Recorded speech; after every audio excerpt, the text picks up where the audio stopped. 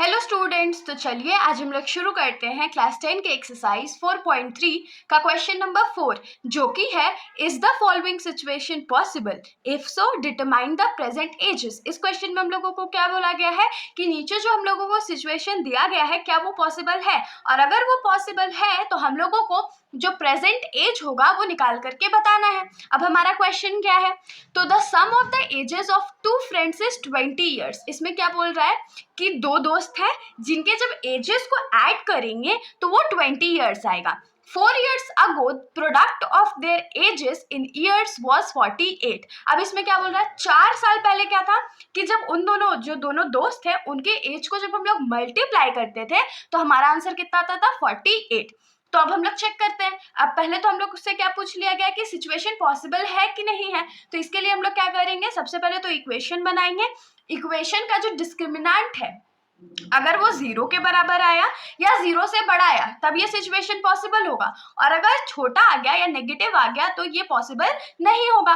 और अगर मान लीजिए ये सिचुएशन पॉसिबल है तो फिर हम लोग मिड टर्म स्प्लिट यूज करके क्या कर लेंगे, तो x का वैल्यूज निकाल लेंगे। तो चलिए हम लोग शुरुआत करते हैं। जैसे कि हम लोगों को क्वेश्चन में क्या हुआ था, दिया हुआ है कि sum of ages of two friends is 20 years. Sum of ages 20 years दिया हुआ है, तो let the age of the first friend be x. इससे हम लोग क्या पता चलेगा कि जो फर्स्ट फ्रेंड है ना उसका जो एज है वो x ईयर्स हम लोग अज्यूम कर लिए हैं, ठीक है। तो एज ऑफ सेकेंड फ्रेंड, तो सेकेंड फ्रेंड का एज कितना हो जाएगा, तो टोटल एज 20 था सम करके, और उसमें से x हमने माइनस कर दिया। तो अब आप लोगों के दिमाग में आ रहा होगा अरे ये हुआ कैसे। तो सोचिए, अगर मान लीजिए आप लोग दो दोस्त हो और दोनों के पास 10 चॉकलेट है, मिला करके कितना चॉकलेट है, 10 चॉकलेट है। अगर मैं बोल दूं कि आपके पास उसमें से 7 चॉकलेट है तो आपके दोस्त के पास कितना होगा, तो 10 - 7 3 होगा ना। तो सेम चीज हमने ये किया था कि यहाँ पर सम ऑफ एजेस 20 दिया हुआ था, उसमें से पहले फ्रेंड का एज x था तो दूसरे फ्रेंड का एज क्या हो जाएगा, 20 - x हो जाएगा। इतना समझ में आ गया।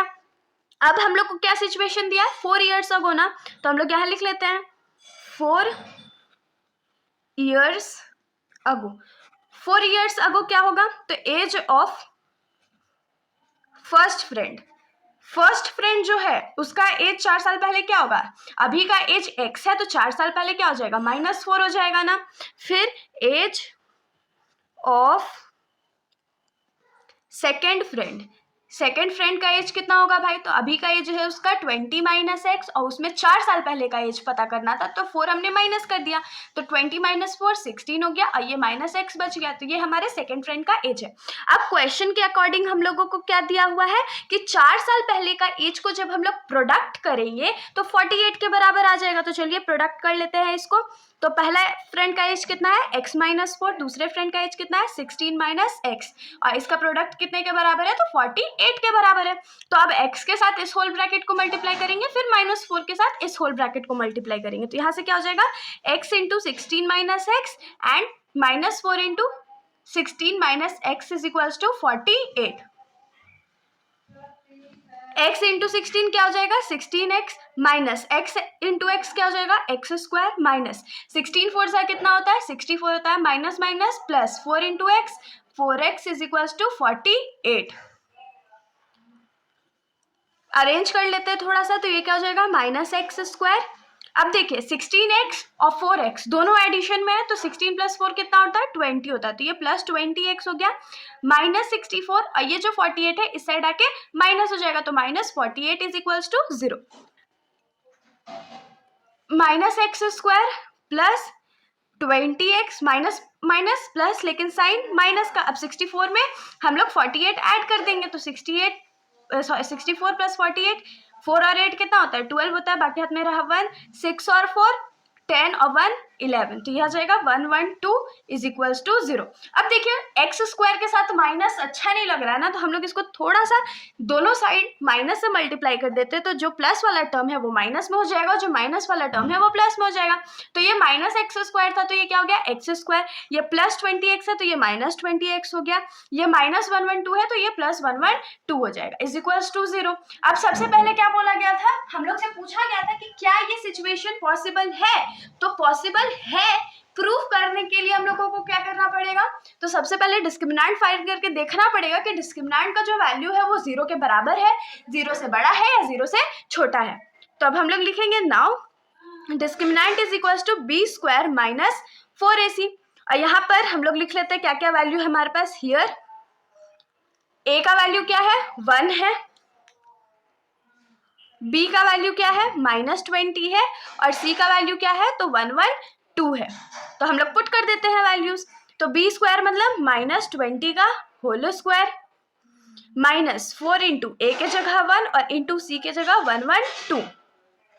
तो 20 का स्क्वायर कितना होता है, 400, और माइनस का स्क्वायर तो प्लस हो जाएगा, -112 इंटू 4 कर लेते हैं, तो 112 इंटू 4, 2 4 जा 8, 1 4 जा 4, 1 4 जा 4, 4 4 8 हो गया। तो डिस्क्रिमिनेंट जो है हमारा वो क्या आ जाएगा, -48।